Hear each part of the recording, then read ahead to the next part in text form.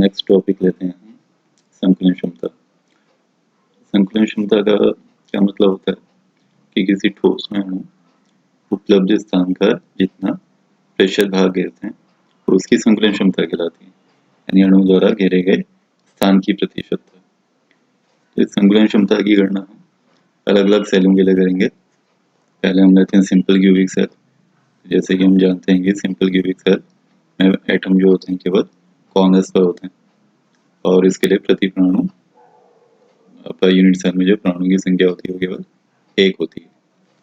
तो इसमें एटम जो है घनी कोशिका के हर एक कॉर्नर्स पर होते हैं।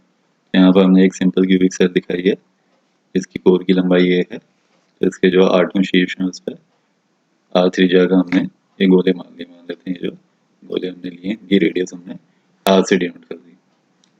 तो इसमें आप टोटल देखेंगे तो इस सेल में हमको 8 गोले नजर आएंगे, पर एक्चुअल में चूंकि इनका जो पर यूनिट सेल में योगदान होता है कोनों पर स्थित गोलों का वो केवल 1/8 का होता है।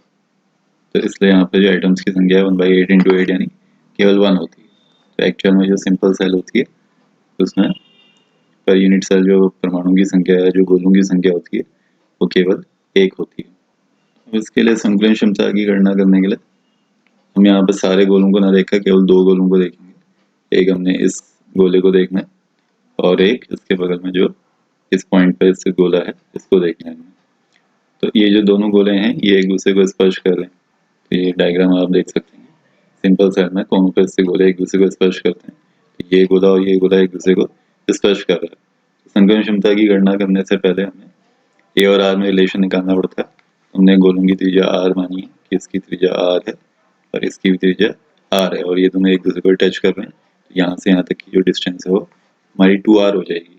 बट ये जो डिस्टेंस है ये घन की कोर को भी व्यक्त कर रही है, तो इससे हमें ए और आर में रिलेशन क्या मिल जाएगा कि ए इक्वल टू 2r। तो पहले हमने ए और आर में रिलेशन निकाल लिया। अब संकुलन क्षमता का क्या मतलब होता है कि अणु कितना स्थान घेर रहे हैं उसकी प्रतिशतता। तो इसके लिए हम देखेंगे कि गोलों द्वारा घेरा गया आयतन कितना है और एक्चुअल में जो क्यूबिक सेल है इसका आयतन कितना है। इनको डिवाइड करके मल्टीप्लाई बाय 100 कर देंगे तो इससे संकुलन क्षमता निकल जाती है। तो पहले संकुलन क्षमता का हम फॉर्मूला दे लेते हैं जो हमने हर एक यूनिट सेल में लगाना है कि संकुलन क्षमता अगर हम इसको परसेंटेज में ज्ञात करें तो इसके लिए हम कैसे करेंगे। ऊपर हम परमाणु या गोलों का आयतन ले लेंगे और नीचे जहाँ पर वो स्थित हैं, कहाँ पर स्थित हैं, यूनिट सेल में, तो नीचे यूनिट सेल का आयतन रखेंगे इंटू 100। अब यहाँ ध्यान देना है कि यहाँ पर गोले कितने हैं। चित्र में तो हमको 8 नजर आ रहे हैं, पर हम जानते हैं कि हम पहले पढ़ चुके हैं कि सिंपल सेल के लिए जो एक्चुअल में परमाणु की संख्या है वो केवल 1 होती है। तो इसमें हमने एक गोले का आयतन रखना है ऊपर, नीचे यूनिट सेल का आयतन रखना है इंटू 100 करेंगे तो इससे सिंपल सेल की संकुलन क्षमता आ जाएगी।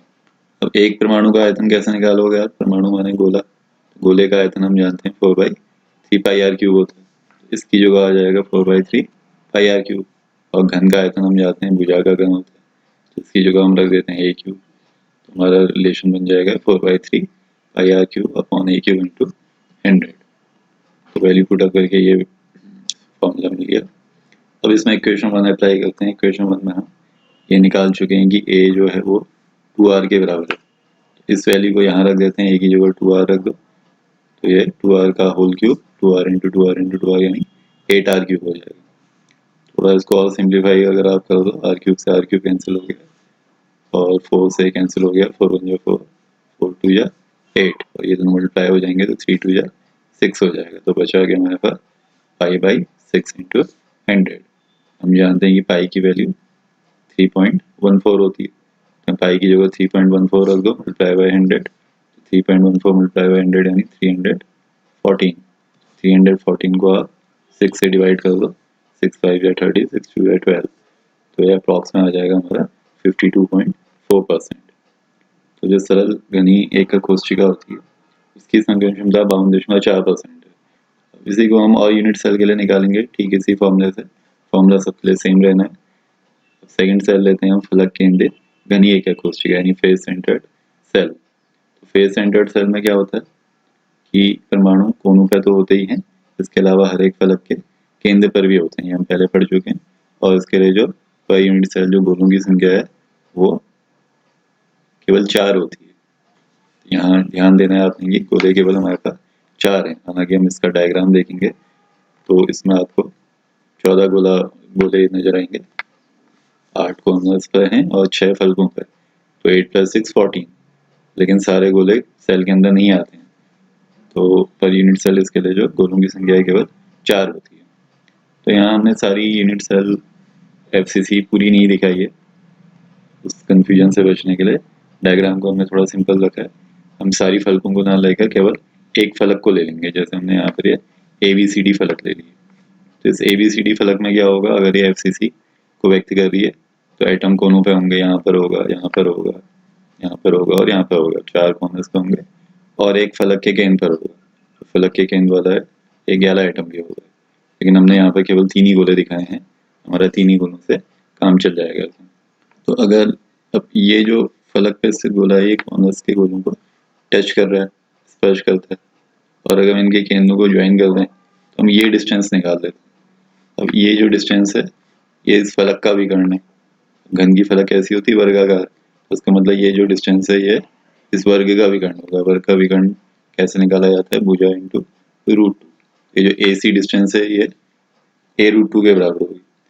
अब इसमें अगर हम गोलों की त्रिज्या r मान लें, सपोज ये जो गोला लिया हमने इसकी रेडियस r है, इसकी भी r है, इसकी भी r है, तो इसकी भी रेडियस हमने r मान ली, तो यहाँ से यहाँ तक की जो टोटल डिस्टेंस हो जाएगी r + 2r + r यानी 4r। इसका मतलब जो A√2 है वो 4r के बराबर होगा।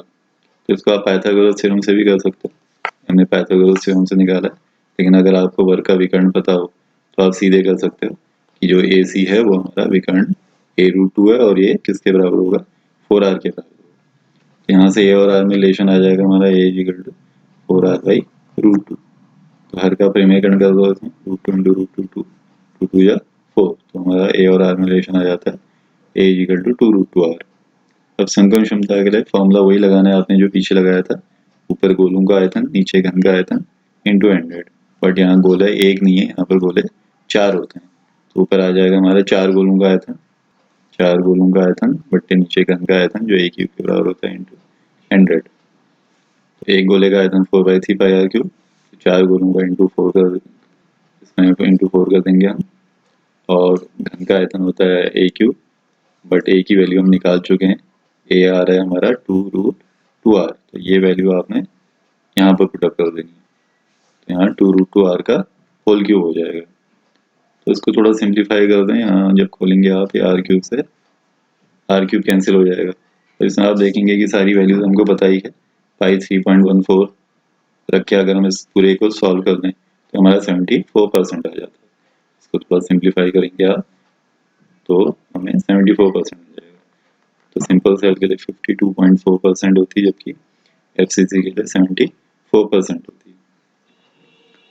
थर्ड सेल लेते हैं, इसी संकलन क्षमता को हम BCC के लिए निकालेंगे, अंतः केंद्रित घनीय एकक कोशिका यानी बॉडी सेंटर्ड सेल। तो इसकी डेफिनेशन हमने क्या पढ़ी थी कि बॉडी सेंटर्ड सेल में परमाणु कोनों पे तो होते ही हैं, इसके अलावा घन के केंद्र पे भी होते हैं। घन का जो एक केंद्र होता है उस पर भी होता है, तो टोटल 9 गोले होते हैं। हालांकि 9 गोले दिखाई देते हैं, लेकिन एक्चुअल में जो BCC है उसमें गोलों की संख्या जिसको हम Z से दिखाते हैं वो केवल 2 होती है, क्योंकि कॉर्नर वाले 8 सेलों को शेयर करेंगे। तो इसके लिए भी हमने एक डायग्राम दिया है, एक क्यूबिक सेल दिखाई है, तो ये BCC को शो कर रही है। एटम आप देखेंगे कि कॉर्नर्स पे भी है और घन के केंद्र पे भी, यहाँ पर भी स्थित है। और आपने ध्यान रखना है कि ये जो गोले हैं ये एक दूसरे को टच कर रहे हैं, ये गोला सेंटर वाला ये वाला गोला और ये वाला गोला, ये जो है एक दूसरे को स्पर्श करते हैं।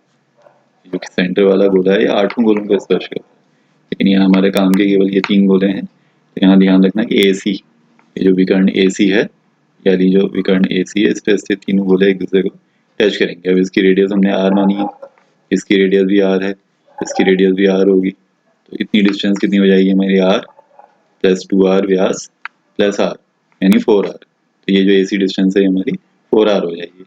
बट ये घन का विकर्ण है, तो हम जानते हैं कि घन का विकर्ण भुजा √3 होता है, तो इससे हमारा रिलेशन आ जाएगा कि जो A√3 है वो किसके बराबर होगा हमारा 4r के बराबर होगा। अगर आपको ये घन का विकर्ण याद नहीं है तो आप इसको इस समकोण त्रिभुज को लेके, अगर आपने 11 समकोण त्रिभुज ले लिया तो इसको आप पाइथागोरस थ्योरम से भी निकाल सकते हैं। तो यहाँ हमने पाइथागोरस थ्योरम से निकाला है, लेकिन इसकी शॉर्ट ट्रिक क्या है कि अगर आपको घन का विकर्ण याद हो तो आप इसको डायरेक्ट भी कर सकते हैं। घन के विकर्ण में हमने यहाँ पर लिया है कि a√3 इजिकल टू 4r। तो यहाँ देखेंगे रिलेशन मिल जाएगा a√3 इजिकल टू 4r। संकलन क्षमता निकालने से पहले AR में रिलेशन हमको चाहिए होता है तो वो निकाल दिया हमने। और फिर संकलन क्षमता का फॉर्मूला लगाते हैं जो पीछे लगाया था हमने, ऊपर गोलों का आयतन नीचे घन का आयतन इंटू 100।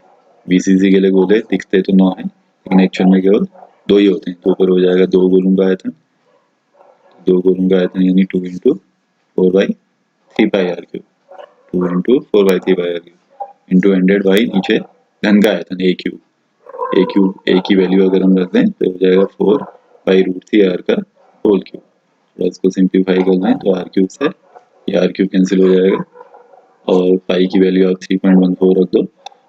तो इसको थोड़ा सॉल्व कर दें अगर हम तो ये की संकलन क्षमता आ जाती है 68%।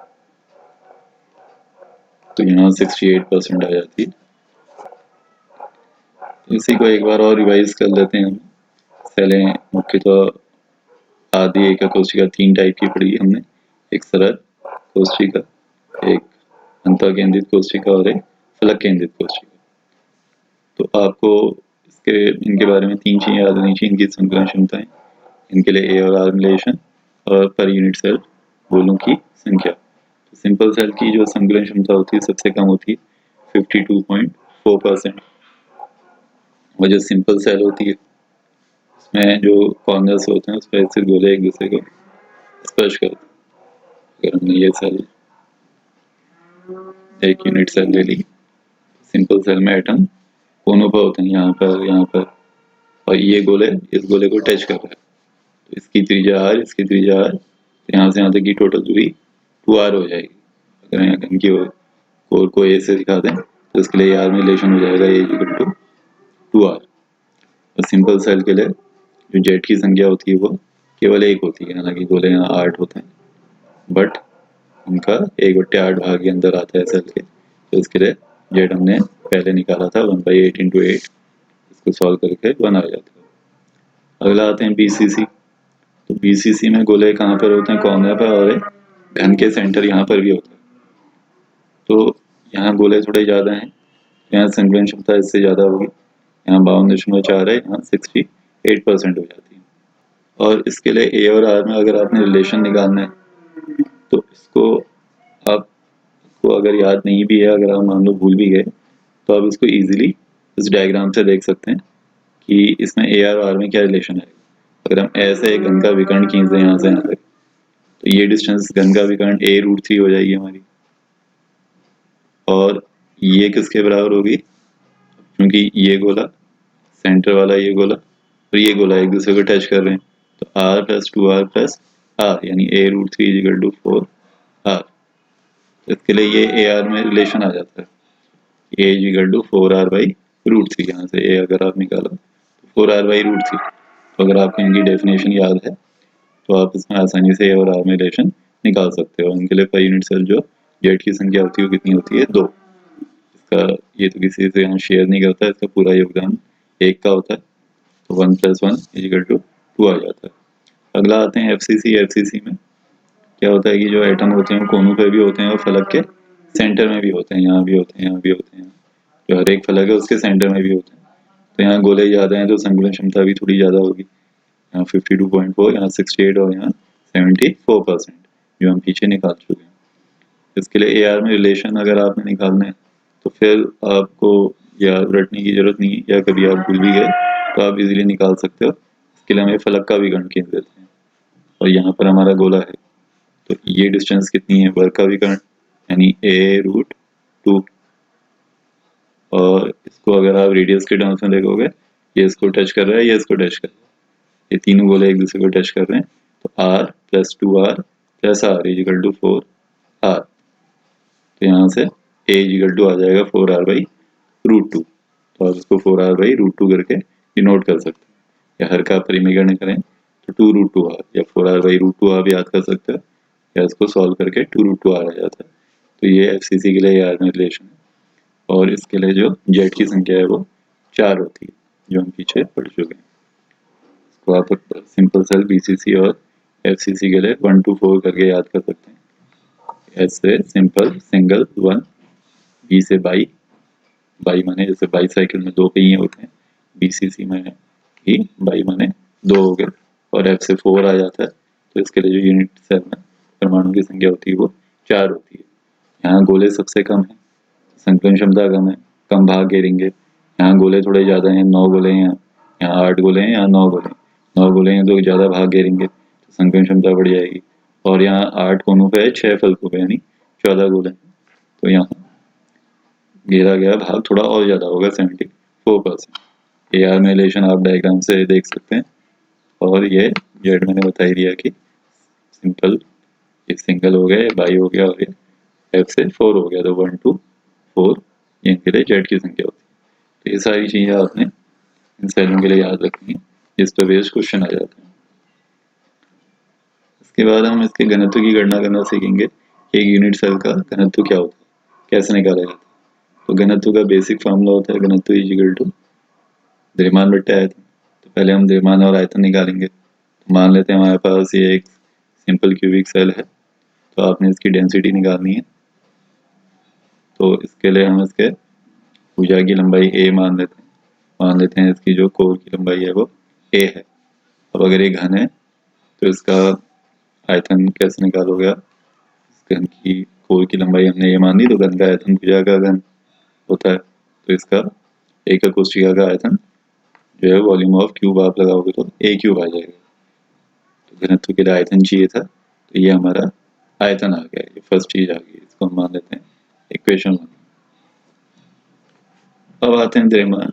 किसका द्रव्यमान कैसे निकालेंगे। तो यूनिट सेल में यहाँ पर एटम है, तो मान लेते हैं क्योंकि सभी प्राणों का द्रव्यमान समान ही होगा, तो मान लेते हैं कि किसी एक एटम का जो मास है वो हमने स्मॉल m से दिखा दिया। तो टोटल इस यूनिट सेल का मास कितना होगा, इसके लिए हम देखेंगे कि एक परमाणु का द्रव्यमान कितना है गुणा इसमें परमाणु की संख्या कितनी है। इसके लिए हम फॉर्मूला ले लेते हैं कि एक कोष्ठिका का द्रव्यमान इक्वल टू एक एटम का द्रव्यमान इनटू यूनिट सेल में जितने एटम होंगे गुणा परमाणु की संख्या। एक कोष्ठिका में परमाणु की संख्या जिसको हम जेड से डिनोट करते हैं। तो एक परमाणु के द्रव्यमान को यहाँ हमने स्मॉल m से देखा है, तो स्मॉल m इंटू जेड हो जाएगा। अब ये स्मॉल m कैसे निकाला जाएगा, क्योंकि हमें जो भी तत्व न्यूमेरिकल क्वेश्चन में दिया होगा उसका एटम की वेट हमको पता ही होगा। तो अणुभार हमको पता रहता है, अणुभार या परमाणु भार पता रहता है। तो अगर हम परमाणु भार को इस तत्व का जो परमाणु भार है उसको हम m से दिखा दें, तो इसको आप इस m की गणना आप मोल कॉन्सेप्ट से कर सकते हो, क्योंकि हम जानते हैं कि किसी भी तत्व के जो एक मोल का द्रव्यमान है, एक मोल में Na एटम होते हैं अवगाद्रो संख्या के बराबर, तो एक मोल माने Na एटम का जो मास होता है वो m होता है। तो Na का मास m है, तो एक का कितना हो जाएगा, एक का हो जाएगा m/Na। तो m/Na हमारा एक एटम का मास आ गया, यानी स्मॉल m आ गया। यहाँ एक एटम के मास को हमने स्मॉल m से देखा है, तो ये मोल कॉन्सेप्ट से आपने फॉर्मूला लगा दिया इसमें कि तत्व का परमाणु भार बट्टे अवगाद्रो संख्या। इसको हम मान लेते हैं इक्वेशन सेकंड, क्योंकि आपको घनत्व के लिए द्रव्यमान और आयतन चाहिए था।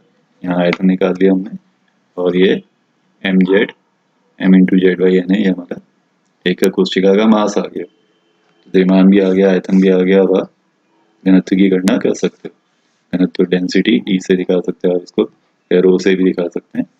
ये द्रव्यमान बट्टे आयतन कर लेंगे हम, यानी इक्वेशन 2 डिवाइडेड बाई इक्वेशन 1। तो इसमें अगर हम समीकरण 2(1) से वैल्यू रखते हैं यहाँ, तो Na और इनको आप एक साथ लिख सकते हो मल्टीप्लाई में, तो यह बन जाता है हमारा Zm/Na a क्यूब। तो density is equal to Z into m बट्टे Na इंटू a क्यूब, यहाँ Z पर यूनिट सेल परमाणु की संख्या है, m तत्व का परमाणु भार, Na अवगाद्रो संख्या, और एक घन के कोर की लंबाई है। तो जब इस पर बेस्ड हम न्यूमेरिकल क्वेश्चन करेंगे, इसमें थोड़ा सिस्टम का ध्यान रखना पड़ता है हमको कि हम SI सिस्टम में निकाल रहे हैं या CGS सिस्टम में निकाल रहे हैं। तो इसी फॉर्मूले को हम दो रूपों में देखेंगे कि SI सिस्टम में क्या होता है, CGS सिस्टम में क्या होता है।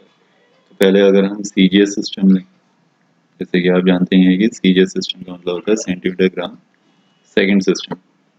तो इसमें घनत्व का मात्रा क्या मिलेगा हमको, ग्राम पर सेमी क्यूब। द्रव्यमान आपको यहाँ ग्राम लेना पड़ेगा और आयतन जो है इस सेंटीमीटर से सेंटीमीटर क्यूब आ जाएगा। तो इसके लिए एक तो m हमको ग्राम पर मोल में रखना पड़ेगा। जेड तो एक नंबर है, इसकी और इसकी कोई यूनिट नहीं होती, जेड और एन ये दोनों नंबर हैं। तो बच्चे m और a, तो इनकी यूनिट पर हमने ध्यान देना है कि a हमारा होना चाहिए CGS सिस्टम में यानी सेंटीमीटर में, और m हमारा एटॉमिक वेट होना चाहिए ग्राम पर मोल में होना चाहिए। केजी में होगा तो आपको उसको ग्राम में कन्वर्ट करना पड़ेगा। और जनरली ये जो a होता है ये पिकोमीटर में दिया रहता है, क्योंकि कोशिका की लंबाई काफ़ी कम होती है, तो इसको आपने सेंटीमीटर में बदलना पड़ेगा। और दूसरा, अगर हम इसको SI सिस्टम में निकालें, अगर इसी को MKS या SI सिस्टम में निकालें, तो SI सिस्टम में यहाँ पर जो घनत्व का मात्रक है किलोग्राम पर मीटर क्यूब में आ जाएगा। अभी किलोग्राम पर मीटर क्यूब में कब कैसे आएगा, जब आपको घन की कोर मीटर में रखनी पड़ेगी। अगर पिकोमीटर में दिया है तो उसको मीटर में कन्वर्ट करेंगे हम, और जो m है वो ग्राम पर मोल में ना रख के kg पर मोल में रखेंगे। तो इस फॉर्मूले इस पर बेस्ड न्यूमेरिकल आते हैं, जो होते तो काफ़ी आसान है, लेकिन थोड़ा आपने सिस्टम का ध्यान रखना है कि आपको घनत्व की गणना CGS सिस्टम में करनी है या MKS सिस्टम में करनी है। ये हम पीछे पढ़ चुके हैं कि इनके लिए जो जेड की वैल्यू है सिंपल के लिए 1 होती है, BCC के लिए 2, FCC के लिए 4 होती है। इसके अलावा आपको अवगाद्रो संख्या की वैल्यू भी याद होनी चाहिए, जो 6.022 × 10⁻23 होती है। इसके अलावा जैसे कि मैंने बताया कि a यहाँ कोशिका की कोर की लंबाई है जो काफ़ी कम होती है। जनरली ये क्वेश्चन में आपको पिकोमीटर में दी रहती है, तो इसके लिए हमको या तो इसको सेमी में बदलना पड़ेगा या मीटर में बदलना पड़ेगा। तो एक पिकोमीटर 10⁻12 मीटर के बराबर होता है। पिको माने 10⁻12, नैनो -9, एंगस्ट्रॉम -10। तो ये सब रिलेशन याद होनी चाहिए आपको। Picometre 10⁻12 metre. लेकिन अगर CGS में निकालना है तो तब आपको a सेमी में रखना पड़ेगा। तो 1 मीटर में 100 सेंटीमीटर होते हैं, तो आप इसको मल्टीप्लाई बाय 100 कर दो। इसको अगर आप इसको 100 से मल्टीप्लाई करेंगे तो 10⁻10 आ जाएगा। तो 1 पिकोमीटर बराबर 10⁻12 मीटर और 10⁻10 सेंटीमीटर। तो फॉर्मूलों के अलावा आपको ये सब चीज़ें भी याद होनी चाहिए, तब आप इस पर बेस्ड न्यूमेरिकल क्वेश्चन आसानी से बना सकते हो। तो इस पर कुछ इंपॉर्टेंट न्यूमेरिकल क्वेश्चन बनते हैं जो पेपर में आपके पूछे जाते हैं। क्वेश्चन बड़े सिंपल से होते हैं। जैसे एक पहला एग्जांपल लेते हैं, एक्स किरण विवर्तन अध्ययन द्वारा पता चला कि तांबा इतने इतने कोशिका कोर के साथ FCC के रूप में क्रिस्टलीकृत होता है, और तांबे का घनत्व दिया है हमको, यहाँ निकालना नहीं है, घनत्व दिया है 8.92 ग्राम पर सेमी क्यूब। तो आपको उसका तांबे का या कॉपर का परमाणु द्रव्यमान निकालना है। तो हमने फॉर्मूला क्या पढ़ा अभी कि D होता है Zm/Na⁴। तो हमने फॉर्मूला ले लिया। अब इसमें देखते हैं कि यहाँ डेंसिटी किसमें दी है, हमको दी है डेंसिटी ग्राम पर सेमी क्यूब यानी CGS सिस्टम। तो दो चीज़ों का ध्यान रखना है हमने कि जब हम CGS सिस्टम यूज़ करते हैं तो कोर की लंबाई सेंटीमीटर में होनी चाहिए। यहाँ तो सेंटीमीटर में दे ही रखी है, अगर नहीं दी होती तो सेंटीमीटर में बदलना पड़ता, लेकिन यहाँ दे रखी है तो ये और आसान हो गया मान लो। और यहाँ से जो हमारा परमाणु द्रव्यमान आएगा m आएगा, वो भी CGS सिस्टम में यानी ग्राम पर मोल में आएगा। ग्राम पर मोल को U से भी डिनोट करते हैं। तो हमारा आंसर है, जो भी आंसर आएगा हमारा वो ग्राम पर मोल में आएगा। और यहाँ पर Z थोड़ा अपने सेल के प्रकार से पता चल जाता है। सेल हमारी FCC है, उसमें अंदर Z कितना हो जाएगा, 4 हो जाएगा। तो इसमें आप देख सकते हैं कि डेंसिटी दी है हमको, डेंसिटी दी है 8.92। तो यहाँ रख देते हैं हम इसकी डेंसिटी की जगह 8.92। सेल कौन सी है, FCC। FCC के लिए Z की वैल्यू कितनी हो जाती है, 4 × M। ये फाइंड आउट करना है, ये निकालना है हमें, बट्टे Na अवगाद्रो संख्या। तो याद होनी चाहिए आपको 6.022 × 10⁻23 इंटू घन की कोर। तो घन की कोर दी है हमको 3.608 × 10⁻8। यहाँ से इसकी वैल्यू रख देते हैं हम, इसको आप अप्रॉक्स में 3.61 भी मान देंगे तो चल जाएगा। तो 3.61 इंटू 10⁻⁸।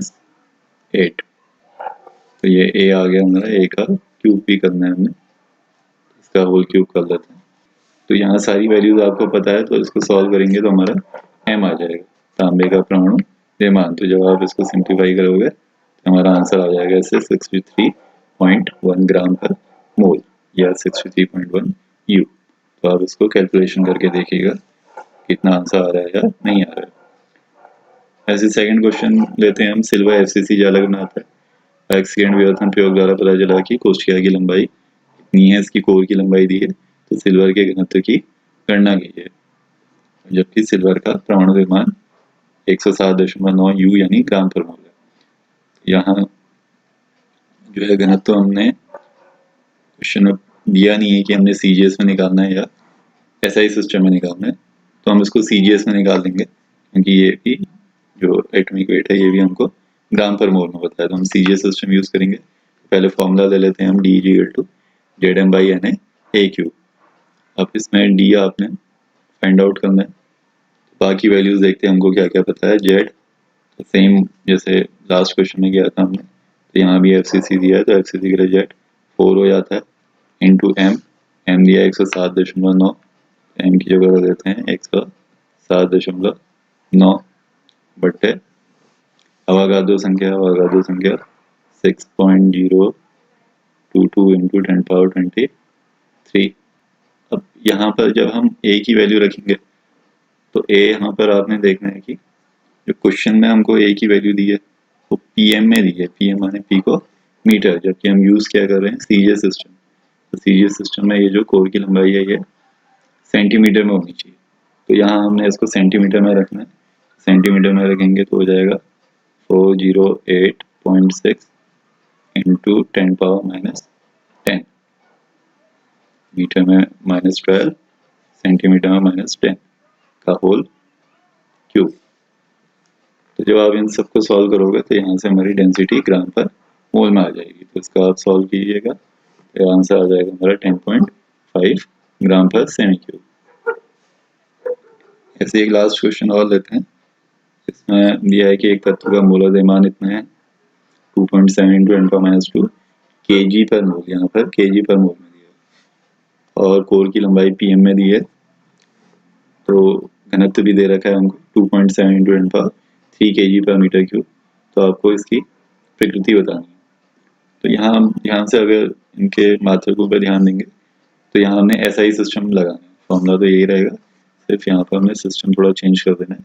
यहाँ हमने SI सिस्टम लगाते हुए इसको सिंप्लीफाई करना है, और यहाँ निकालना क्या है कि घनी एकक कोशिका की प्रकृति क्या है, सिंपल सेल होगी, BCC होगी या FCC होगी। यहाँ इनडायरेक्टली हमसे एक तरह से पूछा है कि Z क्या होगा। अगर आपका Z आ जाए तो आप बता सकते हो कि इसकी सेल की प्रकृति क्या होगी। Z1 आ जाएगा तो सिंपल सेल, 2 आ जाएगा तो BCC, 4 आ जाएगा तो FCC, यानी क्वेश्चन में हमने Z की वैल्यू पता करनी है। तो फॉर्मूला लिया हमने D = ZM/NA AQ,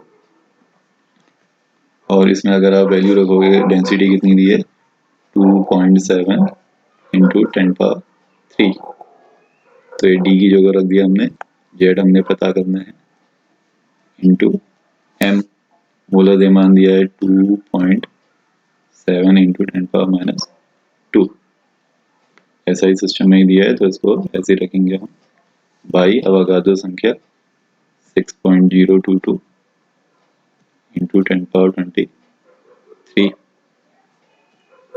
अब यहाँ पर जो A है वो आपने SI सिस्टम यानी मीटर में रखना है, जबकि दिया किसमें हमको ये पिकोमीटर में दिया है। इसको मीटर में हम बदलेंगे तो हो जाएगा 405 इंटू 10⁻12 का होल क्यूब। तो जब आप इस सबको सॉल्व करेंगे तो हमारा Z आ जाएगा। अब Z के पॉसिबल केस क्या क्या हो सकते हैं कि Z या तो 1 आएगा, या Z 2 के आसपास आएगा, या Z 4 के आसपास आएगा। अगर निकटतम पूर्ण अगर 1 to 4 करेक्ट ना आए तो उसको आप निकटतम पूर्ण, 1.99 आएगा तो आप उसको लगभग 2 मान लेना है। तो यहाँ से जो Z हमारा या तो ये आएगा, या ये आएगा, ये आएगा, तो इसके हिसाब से इसकी प्रकृति आप निकाल सकते हो। यहाँ से CCP दिया है हमने, तो CCP या इसको FCC भी बोलते हैं।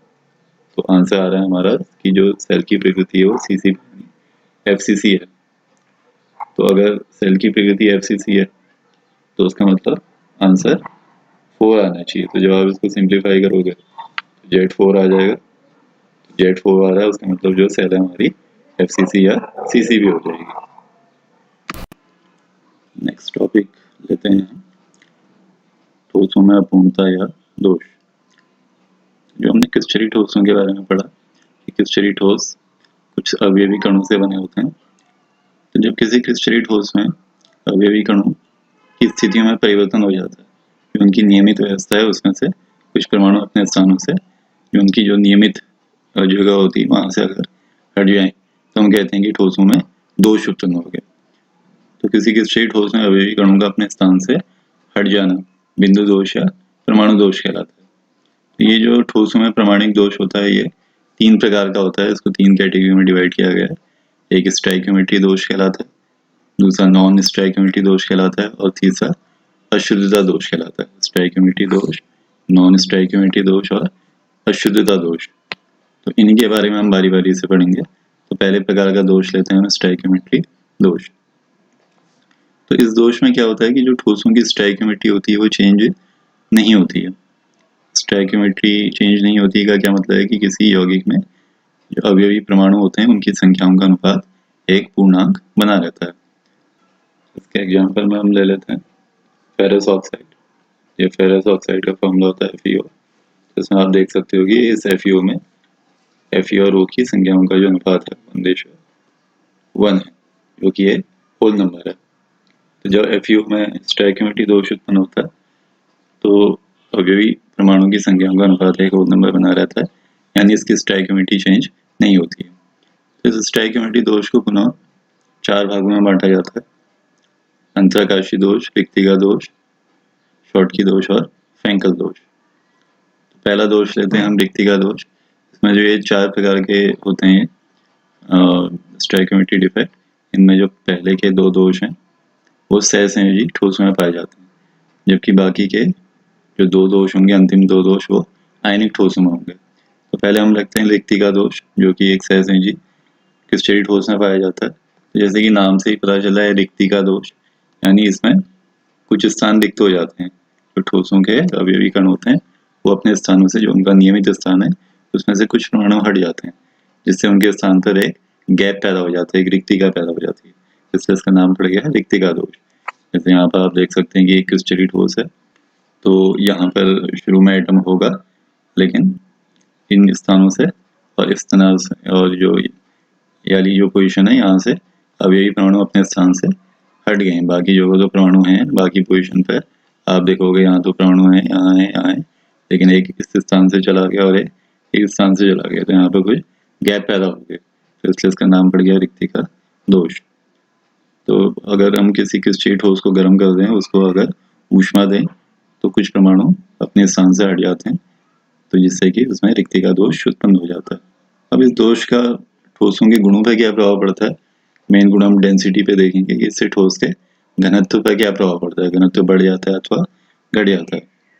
तो आप लॉजिकली सोच सकते हैं कि जैसे कि हमने गर्म किया, कुछ परमाणु हट गए, अब परमाणु हटे तो पूरे क्रिस्टलीय ठोस का जो मास है, जो द्रव्यमान है, वो कम हो जाएगा। अब घनत्व जो है प्रति एकांक आयतन का द्रव्यमान होता है, घनत्व बराबर द्रव्यमान बट्टा आयतन। तो अगर मास कम हो गया, द्रव्यमान कम हो गया, उसका मतलब इसकी डेंसिटी भी कम हो जाती है। तो रिक्तिका दोष का क्रिस्टलीय ठोस के गुणों पर क्या प्रभाव पड़ता है कि जैसे किसी क्रिस्टलीय ठोस में रिक्तिका दोष पैदा होता है तो उसकी डेंसिटी कुछ कम हो जाती है। अब आते हैं दूसरे प्रकार का स्टोइकियोमेट्री दोष, जो कहलाता है अंतराकाशी दोष। तो इसको आप रिक्तिका दोष का जस्ट उल्टा मान सकते हैं कि रिक्तिका दोष में तो कुछ परमाणु अपने नियमित स्थानों से हट जाते हैं, यहाँ से चले जाते हैं। अब यहाँ पर क्या होगा कि कुछ नए परमाणु क्रिस्टलीय ठोस में आ जाएंगे। अब कुछ नए परमाणु आ जाएंगे तो उनके आने के लिए तो यहाँ कोई पोजीशन, यहाँ कोई रिक्त स्थान है नहीं, तो ये जो बीच की जगह होती है अंतराकाशी स्थल कहलाता है, तो इन पोजीशन पर आ जाते हैं। तो अंतराकाशी दोष में क्या होता है कि जो अवयवी कण होते हैं उनमें परमाणु अंतराकाशी स्थानों पर आ जाते हैं, जो बीच का रिक्त स्थान है वहां पर आ जाते हैं। जैसे यहाँ पर एक क्रिस्टलीय ठोस का स्ट्रक्चर दिखा है, तो अभी तो इसमें कोई भी दोष उत्पन्न नहीं है, ये पूर्ण रूप से दोष रहित ठोस है। लेकिन जैसे इसमें अंतरकाशी दोष उत्पन्न होगा तो क्या होगा कि कोई नया आइटम आ जाएगा। नया आइटम के आने के लिए यहाँ आप देख सकते हैं कि कोई भी कॉर्नर हमारे पास मौजूद नहीं है। तो जो नया आइटम है वो कहाँ पर आता है, परमाणु के बीच में। सपोज ये एक नया आइटम आया, ये बीच के इनके गैप में आ जाता है। इसी प्रकार आप और एटम को भी दिखा सकते हो। तो इससे अंतरकाशी दोष उत्पन्न हो जाता है। अब इस दोष के कारण यहाँ उल्टा हो जाएगा, रिक्तिका दोष में डेंसिटी कम हो जाती है क्योंकि निर्माण कम हो जाता है। जबकि यहाँ पर आप देखोगे ये जो पूरा जो क्रिस्टली जालक है तो इसका जो मास है थोड़ा सा यहाँ पर ज़्यादा हो जाएगा क्योंकि नए परमाणु आ गए, मास ज़्यादा आ गया, उसके अंदर डेंसिटी भी बढ़ जाएगी। तो अंतरकाशी दोष का क्या इफेक्ट पड़ता है कि इससे जो डेंसिटी होती है यानी जो घनत्व होता है ठोस का वो बढ़ जाता है। रिक्तिका दोष में तो घट जाता है लेकिन अंतरकाशी दोष में बढ़ जाता है। तो स्टैग्योमेट्री दोष 4 टाइप के होते हैं, 2 हमने पढ़ ली, रिक्तिका और अंतरकाशी। इसके बाद बाकी 2 दोष लेते हैं। अब आपने ध्यान रखना है कि बाकी जो 2 दोष हैं वो सहसंयोजी क्रिस्टलीय ठोसों में नहीं पाए जाते, वो आयनिक ठोसों में पाए जाते हैं। फ्रैंकल और शॉर्टकी जो हम बाकी के 2 दोष पढ़ेंगे वो हमने आयनिक ठोस लेके करना है। तो पहले आते हैं फ्रैंकल दोष।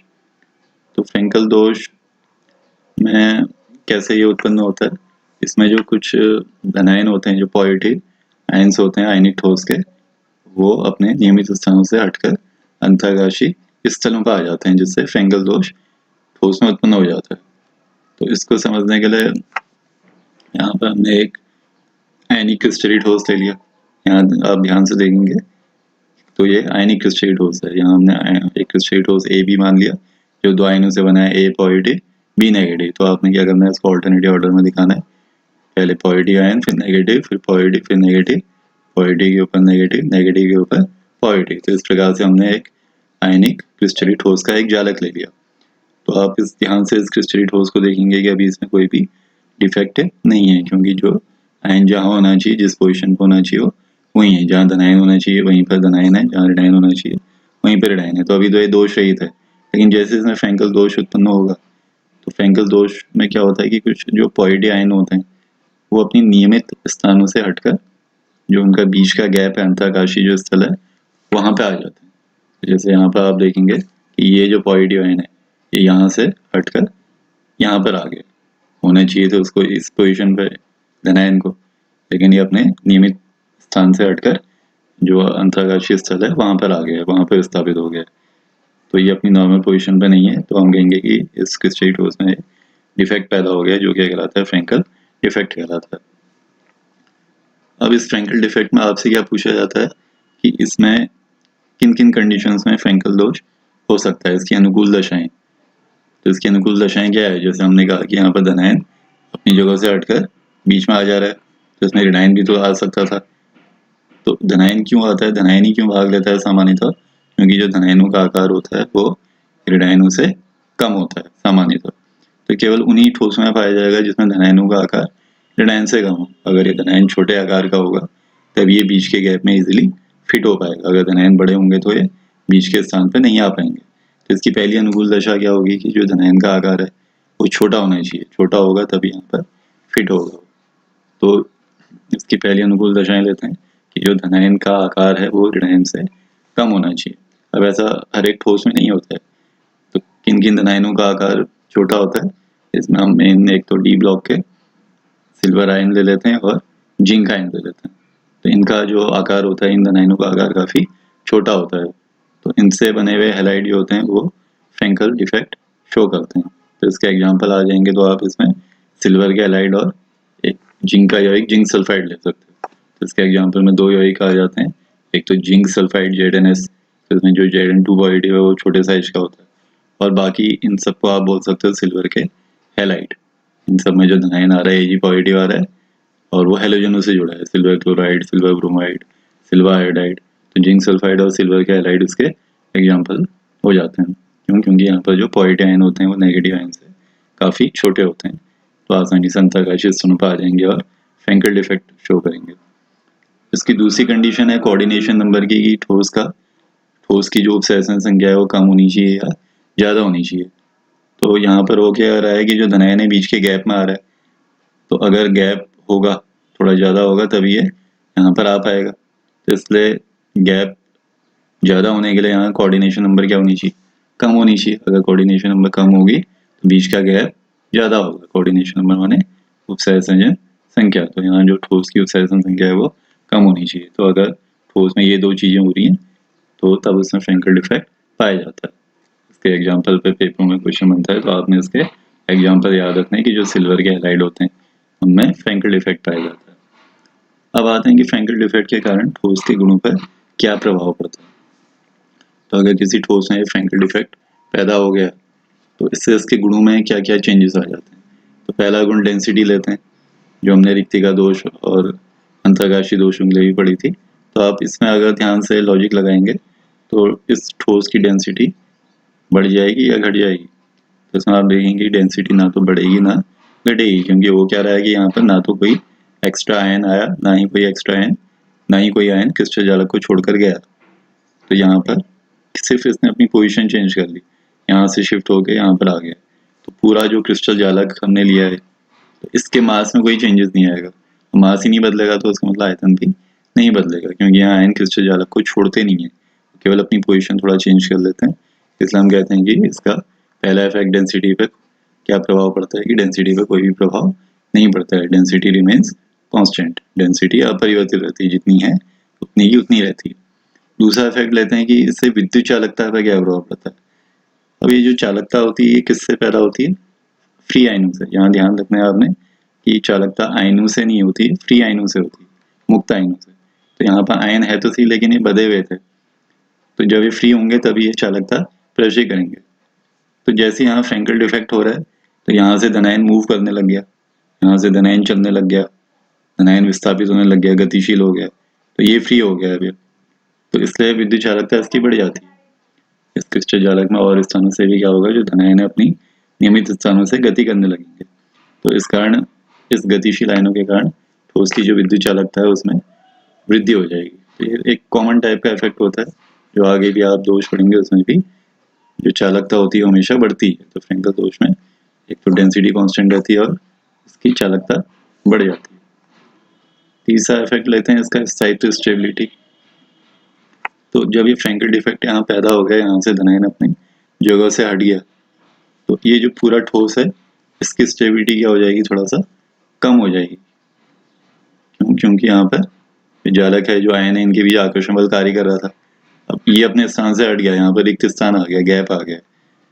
तो इससे क्या होगा, ठोस का जो थोड़ा स्थायित्व है वो कम हो जाएगा। जैसे कोई चेयर है, उसमें जो है अगर आपने चार उसकी जो टांगे हैं उनमें से एक टांग हटा दी उसकी, तो जो चेयर है थोड़ी अनस्टेबल हो जाएगी, तब आप उसमें बैठ नहीं पाओगे। तो उसी टाइप का इसमें भी आप मान सकते हो कि यहाँ से अगर एक चीज़ गायब होगी तो बाकी जो ठोस है उसका स्थायित्व थोड़ा कम हो जाता है। तो ये इसका तीसरा इफेक्ट हो गया कि स्थायित्व कम हो जाता है।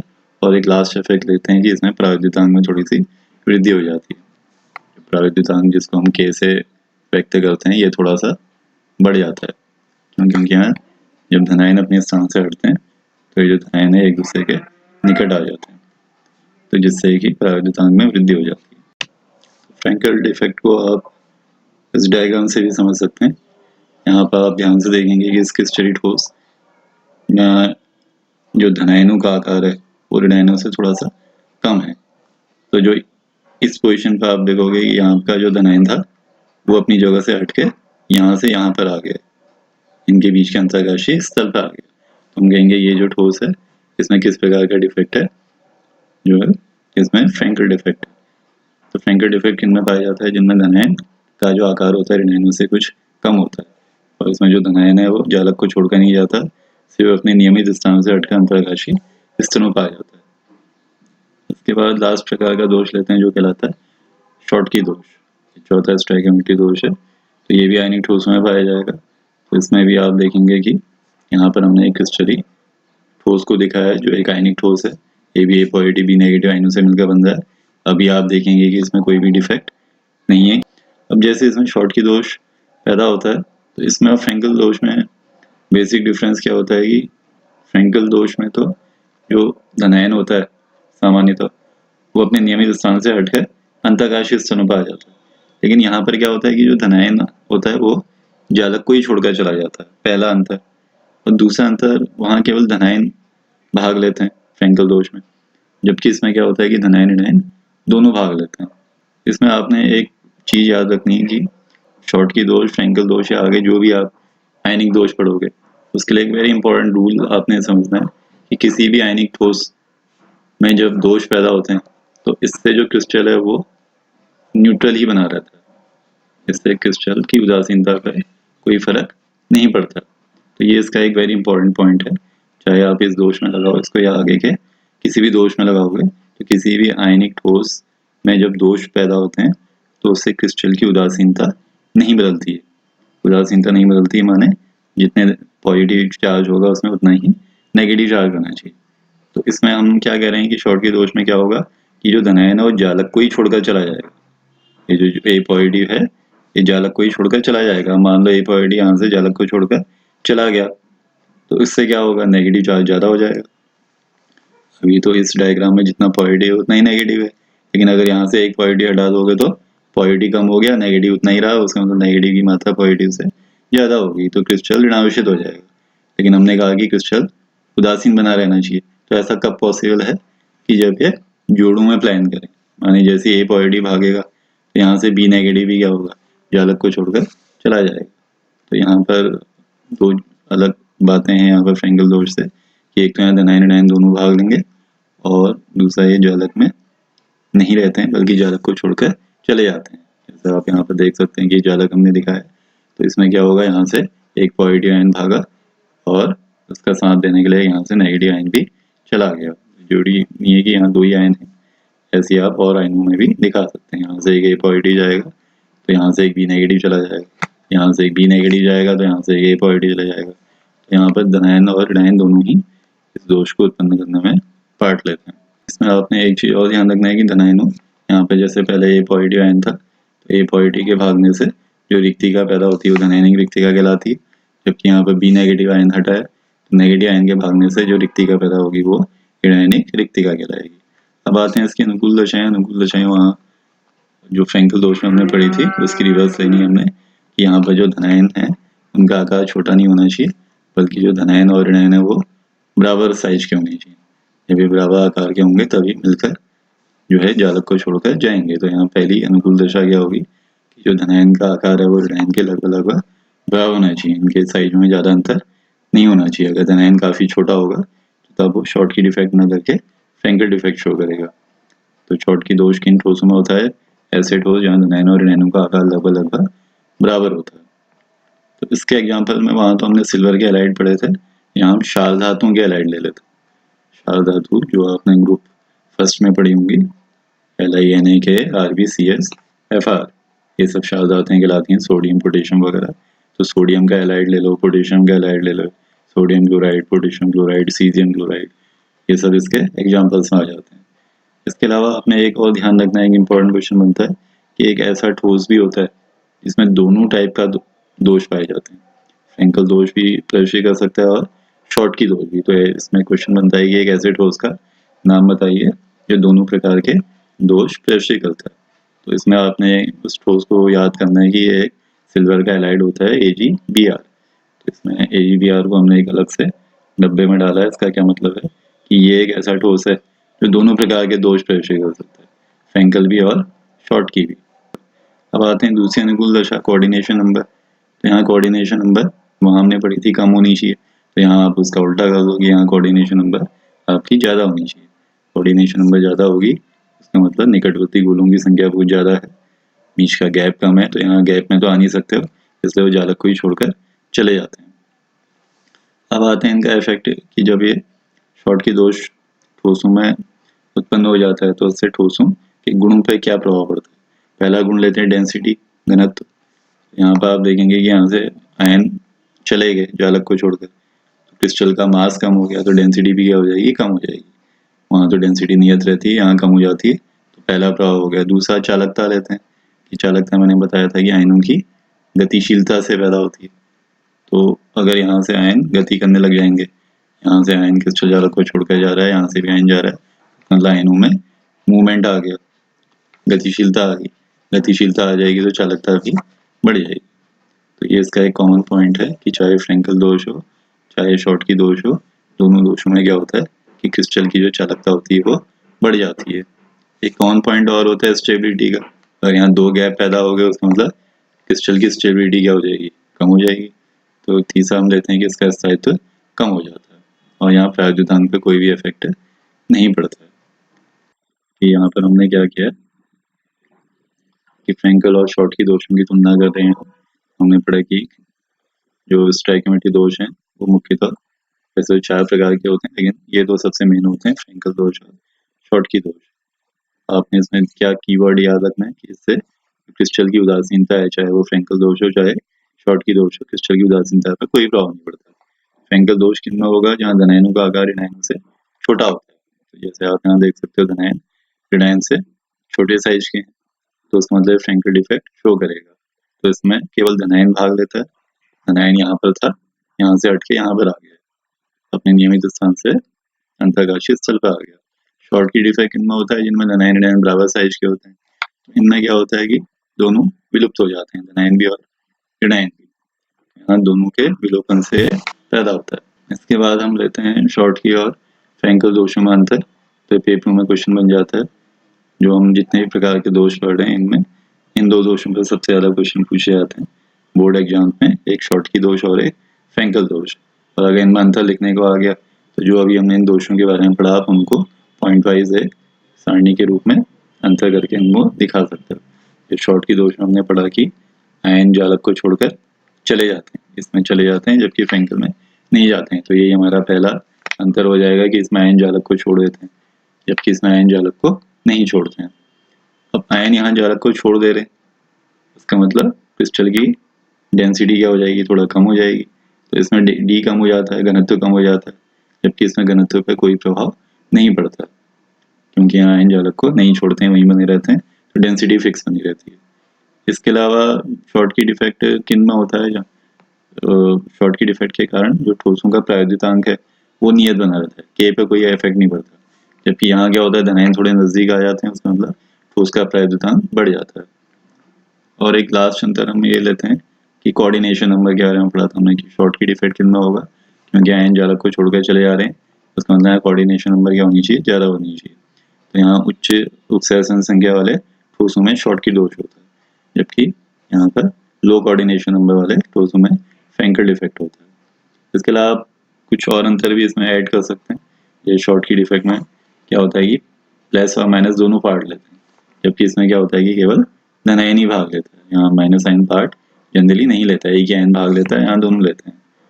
और एक अंतर ये भी कह सकते हैं कि शॉर्ट की डिफेक्ट में जो आयन का आकार होता है वो ऋणायन के लगभग लगभग बराबर होता है। यहाँ आयन जो होते हैं वो सेम साइज के होते हैं लगभग लगभग, जबकि इसमें धनायन का आकार छोटा होना चाहिए। तो कुछ ये 5-6 अंतर हैं, इनको आप दे सकते हो। इसके बाद आते हैं सेकंड दोष, नॉन स्टोइकोमेट्री दोष। तो नॉन स्टोइकोमेट्री दोष में क्या होता है कि जो ठोसों की स्टोइकोमेट्री होती है वो बदल जाती है, वो चेंज हो जाती है, वो विक्षुब्ध हो जाती है। यानी किसी ठोस में अवयवी कणों की संख्याओं का अनुपात एक होल नंबर में नहीं रहता। जैसे हमने फेरस ऑक्साइड का एग्जांपल लिया था कि फेरस ऑक्साइड FeO होता है, उसमें Fe और O की संख्याओं का अनुपात 1:1 होता है। लेकिन जैसे उसमें नॉन स्टोइकोमेट्री दोष आ जाता है तो उसमें जो अवयवी परमाणु की संख्याओं का अनुपात है वो पॉइंट में आ जाता है। जैसे इसमें आप एग्जांपल लोगे तो फेरस ऑक्साइड का सूत्र अगर उसमें नॉन स्टोइकोमेट्री दोष है तो वो एक रेंज में प्रवेश करता है। जैसे हमने फेरस ऑक्साइड का सूत्र यहाँ दिखा है Fe 0.95 हो, इसका क्या मतलब है कि Fe और O की संख्याओं का अनुपात कितना है, 0.95:1, जो कि एक होल नंबर में नहीं है, तो दशमलव में आ जाते हैं अनुपात, यानी ठोसों की स्टोइकोमेट्री विक्षुब्ध हो जाती है, बदल जाती है। तो ये जो नॉन स्टोइकोमेट्री दोष होते हैं ये भी इनको ही पुनः 2 भागों में बांटा जाता है। इसके 2 प्रकार होते हैं, धातु आधिक्य दोष और धातु न्यूनता दोष। तो पहले हम लेते हैं धातु आधिक्य दोष। जैसे कि नाम से ही पता चल रहा है धातु आधिक्य दोष, तो उसमें क्या होगा कि जो धातु है, धातु माने जो धनायन है, धनायन धातु कहलाते हैं, ऋणायन धातुएं कहलाती हैं। तो इसमें जो धातु है आधिक्य माने एक्सेस, ज्यादा, तो धातु ज्यादा हो जाता है। जैसे यहाँ पर हम आयनिक ठोस में पढ़ रहे हैं दोषों को, तो एक आयनिक ठोस हमने AB लिया जो A+ और B- से मिलकर बना है। तो इस धातु आधिक्य दोष में क्या होगा, जो धातु है यानी जो धनायन है वो ऋणायन से ज्यादा हो जाएगा, जो A पॉजिटिव है उसकी संख्या बी नेगेटिव से ज़्यादा हो जाएगी। अब एक शुद्ध क्रिस्टल ठोस में तो क्या होता है कि ए पॉजिटिव बी नेगेटिव बराबर होते हैं, क्रिस्टल उदासीन होता है, यानी धनायन ऋणायन की संख्या बराबर होती है। लेकिन इस दोष के कारण क्या होगा, जो धनायन होंगे वो ऋणायन से ज़्यादा हो जाएंगे, पॉजिटिव आयनों की संख्या ज़्यादा हो जाएगी, इसलिए नाम पड़ गया धातु आधिक्य दोष। अब ये जो धातु आधिक्य दोष है इसको भी दो प्रकार से उत्पन्न कर सकते हैं। अब ए प्लस आपने ज़्यादा करना है तो या तो आप कुछ बाहर से ए पॉजिटिव और ले आओ, शुरू में ए बी बराबर थे, बाहर से आपने ए और ले आए, धातु ज़्यादा हो गया, या कुछ बी नेगेटिव को हटा देते हैं, ए बी बराबर थे, बी हटा देंगे तो ए बी से ज़्यादा हो जाएंगे। तो ए को बी से ज़्यादा करने के दो तरीके हैं हमारे पास। एक तो पहला तरीका हम लेते हैं कि ऋणायनिक रिक्तिका के कारण धातु आधिक्य दोष। तो यहाँ ऋणायनिक रिक्तिका बनाएंगे हम, यानी बी नेगेटिव अपनी जगह से हट जाएंगे। इसको समझने के लिए फिर हम एक आयनिक क्रिस्टल जालक लेते हैं। इसमें आप अगर इस आयनिक क्रिस्टल जालक को ध्यान से देखो तो अभी ये बिल्कुल प्योर है, लेकिन जैसे ही इसमें धातु आधिक्य दोष पैदा होगा तो यहाँ पे एक ऋणायनिक रिक्तिका बन जाएगी। ऋणायनिक रिक्तिका माने कि यहाँ से एक ऋणायन क्या होगा, अपनी जगह से हट जाएगा। तो यहाँ से एक ऋणायन जालक को छोड़कर चला गया, तो यहाँ पे एक गैप पैदा हो गया जो ऋणायनिक रिक्तिका कहलाएगी। तो शुरू में तो ए प्लस बी माइनस बराबर थे, लेकिन अब आप देखेंगे कि यहाँ से एक नेगेटिव कम हो गया, नेगेटिव कम हो गया, उसका मतलब पॉजिटिव ज़्यादा हो गया। तो ए पॉजिटिव की संख्या बी नेगेटिव से ज़्यादा हो जाएगी। यहाँ पे ए पॉजिटिव गिनेंगे तो 1 2 3 4 5 6, ए पॉजिटिव 6 है हमारे पास, बी नेगेटिव देखोगे तो 1 2 3 4 5, बी नेगेटिव केवल 5 है। तो ए पॉजिटिव की जो संख्या है बी नेगेटिव से ज़्यादा हो चुकी है, तो हम कहेंगे ये एक ऋणायनिक रिक्तिका के कारण उत्पन्न धातु आधिक्य दोष है। अब लेकिन इसमें इसका जो हमने कीवर्ड बताया था वो ध्यान रखना है आपने कि ए प्लस बी नेगेटिव से ज़्यादा तो हो गया, लेकिन मैंने पीछे आपको क्या बताया था कि किसी भी आयनिक क्रिस्टल ठोस में जब कोई डिफेक्ट पैदा होता है तो उससे क्रिस्टल की उदासीनता पर कोई प्रभाव नहीं पड़ता है। तो यहाँ पर तो पड़ जाएगा प्रभाव। यहाँ पर आप देखोगे पॉजिटिव नेगेटिव से ज़्यादा हो गए, प्लस वाले हमारे पास 6 हैं, माइनस वाले 5 ही हैं, उसका मतलब पूरा क्रिस्टल जालक धनावेशित हो जाएगा। लेकिन ऐसा भी नहीं होना चाहिए, क्रिस्टल न्यूट्रल का न्यूट्रल ही रहना चाहिए। तो इसलिए हम यहाँ पर क्या करते हैं कि यहाँ से जो बी नेगेटिव हटा था उसकी जगह एक ऋणावेशित कण ले आते हैं जो इलेक्ट्रॉन होता है। तो यहाँ पर एक इलेक्ट्रॉन आ जाता है इस ऋणायनिक रिक्तिका पर। तो इसको ले एक स्पेशल नाम हम यूज़ करते हैं, इसको बोलते हैं एफ केंद्र या एफ सेंटर। तो एफ का मतलब होता है फाब, फाबजन, शॉर्ट में फाब बोल देते हैं इसको, फाब सेंटर। फाब एक जर्मनी का शब्द है जिसमें जर्मन भाषा में फाब का मतलब कलर या रंग से होता है। तो इस एफ सेंटर के बनने से क्रिस्टल में कुछ रंग पैदा हो जाते हैं, ये क्रिस्टल को रंग प्रदान करता है, इसलिए इसे एफ केंद्र कह देते हैं। तो अगर आगे एफ केंद्र क्या है, इंपॉर्टेंट डेफिनेशन है कि what R F centres, F केंद्र क्या होते हैं। तो आप कहोगे कि ऋणावेशित, ये जो इलेक्ट्रॉन द्वारा घिरी गई ऋणावेशित रिक्तिकाएँ होती हैं, अगर इस ऋणायनिक रिक्तिका में इलेक्ट्रॉन आ जाए तो उसी को हम क्या कहते हैं, एफ सेंटर बोल देते हैं। क्यों कहलाती है एफ सेंटर, क्योंकि क्रिस्टल को एक विशेष रंग प्रदान करती है। कैसे करती है रंग प्रदान, कि यहाँ पर जो इलेक्ट्रॉन है जब इन पर लाइट गिरती है तो इलेक्ट्रॉन एक्साइटेड होकर तेज होकर कंपन करने लगते हैं, अपनी सामने के दोनों वाइब्रेट करने लगते हैं, एक निश्चित रंग का प्रकाश उत्सर्जित करते हैं। तो इससे क्रिस्टल का एक विशेष रंग हो जाता है। जैसे NaCl का क्रिस्टल वैसे तो श्वेत कलर का होता है नमक का, लेकिन जैसे उसमें ये धातु आधिक्य दोष पैदा होता है तो वो येलो कलर का हो जाता है, पीले कलर का हो जाता है। NaCl का पीला पड़ना ये सेंटर के कारण ही पॉसिबल होता है। तो यहाँ पर हमने पहला तरीका पढ़ा ए पॉजिटिव बी नेगेटिव से ज़्यादा करने का, कि हमने यहाँ पर क्या कर दिया, कुछ बी नेगेटिव को हटा दिया। तो दूसरा तरीका क्या है ए पॉजिटिव ज़्यादा करने का, कि आप कुछ बाहर से ए पॉजिटिव और ले आओ। तो यहाँ पर मान लो हमारे पास ये क्रिस्टल जालक है जो प्योर है, अब बाहर से अगर ए पॉजिटिव और आ जाएगा तो इसके आने के लिए कहीं जगह तो है नहीं, तो ये कहाँ पर आ जाता है, अंतराकाशीय क्रिस्टल पर।